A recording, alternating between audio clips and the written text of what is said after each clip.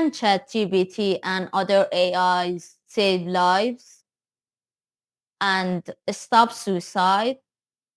This is a question for many mental health cares, professionals, and also researchers, and also people, everyone around. In previous videos, I talked about how everyone have had a role in suicide prevention by active listening, validating, emotion regulation, and other stuff. So we learned about active listening and validation, which is why AIs are so good in doing that. Listen, when we think about AI, artificial intelligence, we invented them, we humans invented them to be our assistants in computer, in mathematics, in mechanics, like robots can do some logical tasks that uh, better can do better um, processes and can delete emotional baggage from mathematics, mechanics, robotics, and other physics and astronomy and uh, basic science, okay, science in general. So when we're talking about, uh, but since ChatGPT, especially ChatGPT, ChatGPT later versions or other AIs like Pi or um, Gemini or other AIs that or even replicas programs and applications that use AI to talk to people. And they are pretty good and listening, active listening, which is weird, you know. You talk to them, you share your screenshots with your friends, you share your thoughts, your emotions, your experiences, and they listen. They they are programmed to gather data and respond. So after many people uh, confiding with them, talking to them, sharing their emotions um, and experiences, they learn to they learn to listen and respond really good.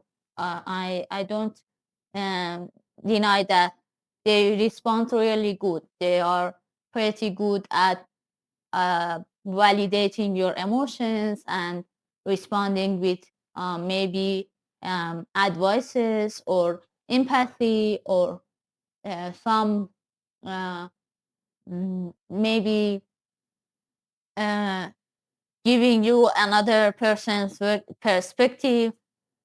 But this is really good. Many people don't have access to psychologists, psychiatrists, mental health professionals because they are expensive, they are out of access, wait lists are too long. But they are they really preventing suicide?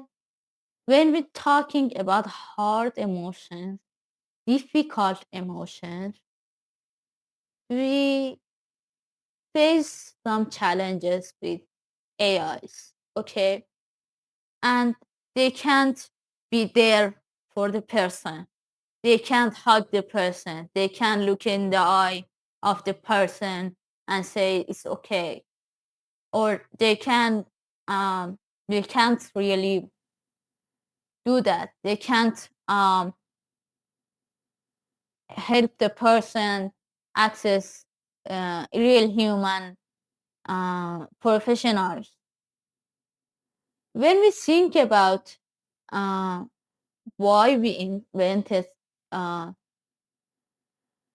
AIs, and now we are here, people confiding with AIs, we think about that how isolated and how cultural problems are there about suicide prevention, mental health crises, anxiety crisis, depression crisis, addiction crisis.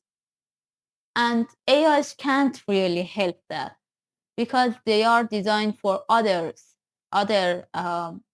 work.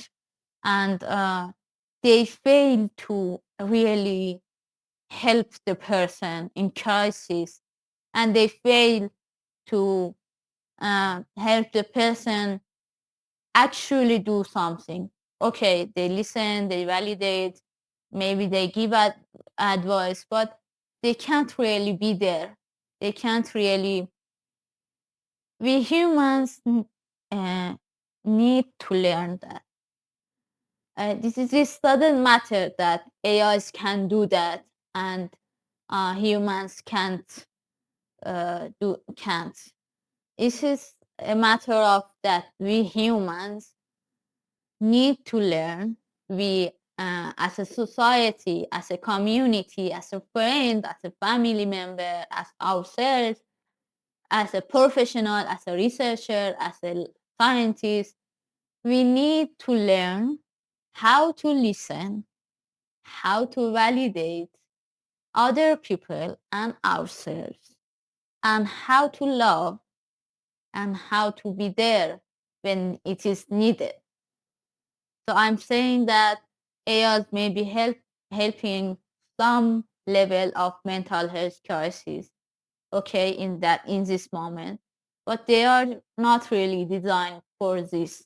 And many scientists are trying to invent programs, applications that can help proceed with crisis intervention and help people in really intense moments to uh, faster get help.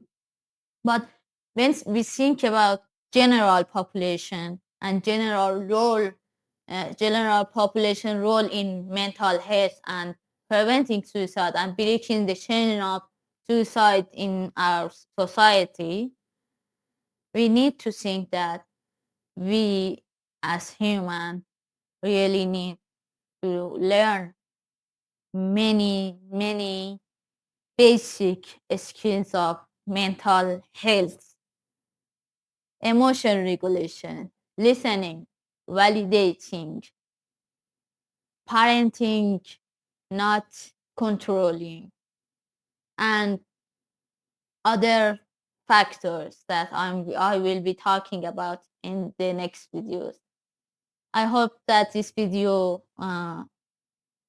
is cool. I love you. Take care of yourself. I'll see you in next videos.